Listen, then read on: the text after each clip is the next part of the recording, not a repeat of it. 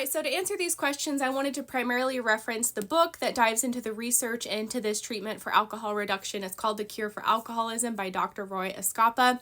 I'll answer the question of how long this treatment takes to work and if it works on alcoholics. So for those who don't know me, my name's Katie Lane. I'm a success story of this treatment, and I've also been a coach in this field since 2018. I work with a lot of doctors who prescribe this treatment, and I'm also the founder here at Thrive, where we guide people through this protocol. So how long does this treatment take to work? It really varies person to person. On average, we tell people in our program to give it a year to see full results, just because that is the average time frame to what the end goal of this treatment is, which is pharmacological extinction. Pharmacological extinction essentially means that the brain is restored back to the place it was in before the alcohol use disorder ever set in place. And when that happens, a lot of people who continue to drink have control when they drink. They don't have alcohol cravings anymore, and if they are still drinking, they know they can trust themselves again. They're not going to overdrink. Other people end up going alcohol free because they just lose interest in alcohol, and it honestly becomes really easy to quit drinking just because they don't desire a drink anymore. I'm going to pop a quick chart on this screen which shows a poll I took a while back asking people how long it took to reach this point.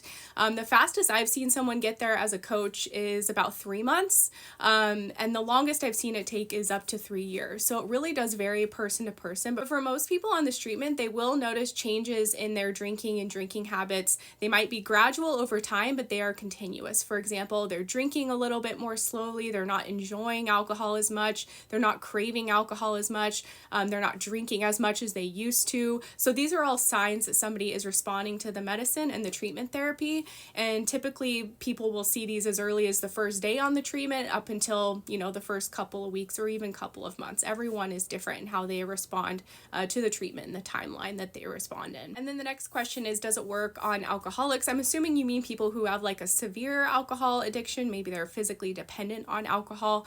In the medical community, it's commonly called alcohol use disorder now, that exists on a spectrum of mild to moderate to severe. In the book, The Cure for Alcoholism, he does talk about that it can potentially work for all stages of alcohol addiction, whether it's early or late stage.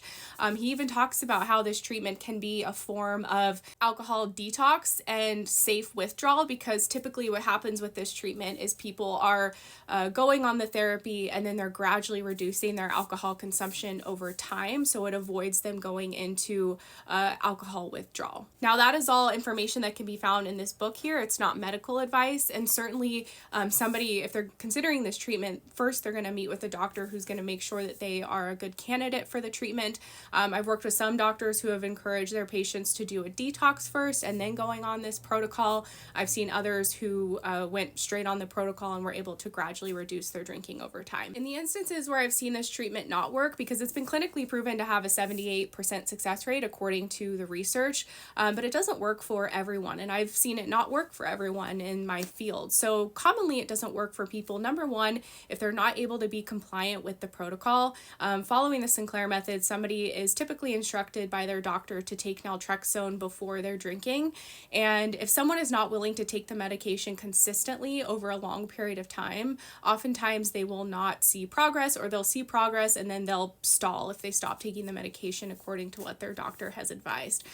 Most people don't struggle with compliance. Some people do, and for those that do, if they can't commit to it, typically this protocol won't work for them. Another instance I've seen it not work for people is if someone is really drinking just to numb out and escape, and they're not what I like to call meeting the medicine halfway. Sometimes someone will take the medication correctly, but for example, they just want to drink a bunch of vodka just to escape and numb out. And what happens oftentimes is the alcohol will overpower the effects of the medication, and so they won't get the benefits of the medicine. And so we call it drinking through the medication, where they're drinking on the medication and doing the protocol, but they're drinking too much alcohol too quickly, and it's overpowering the effects of how the medication is supposed to work. Also, number 3, I think is the most important for any type of habit change, is if someone doesn't have the internal motivation to do this treatment and make the change within themselves.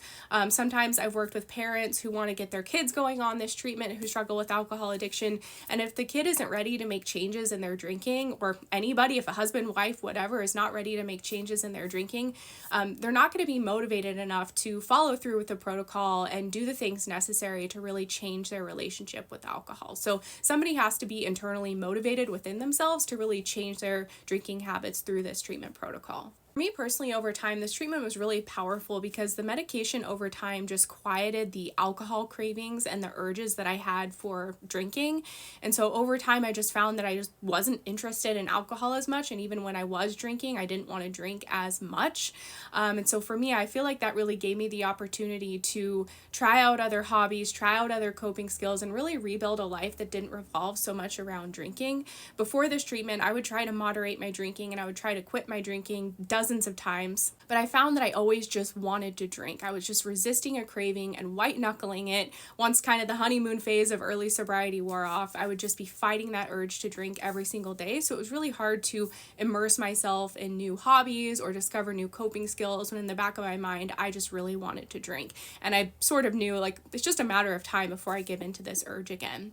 And so what this treatment really did for me is I just feel like it gradually removed and almost erased the addiction I had to alcohol in my brain for 10 years. And that just gave me the ability to then work on my habits and again, rebuild a life that didn't revolve so much around drinking. But that is like the other 50% that we often talk about at Thrive, where people have to meet the medicine halfway to gradually change their habits, coping skills, and cultivate a life that just doesn't revolve so much around drinking. And this is a process and this takes time. I hope this answers your question. Please reach out if we can help. You can tap the link in our profile or head to thrivealcoholrecovery.com. I'm really passionate about this treatment. It changed my life. I've seen it change so many other people's lives as well, and we would love to help.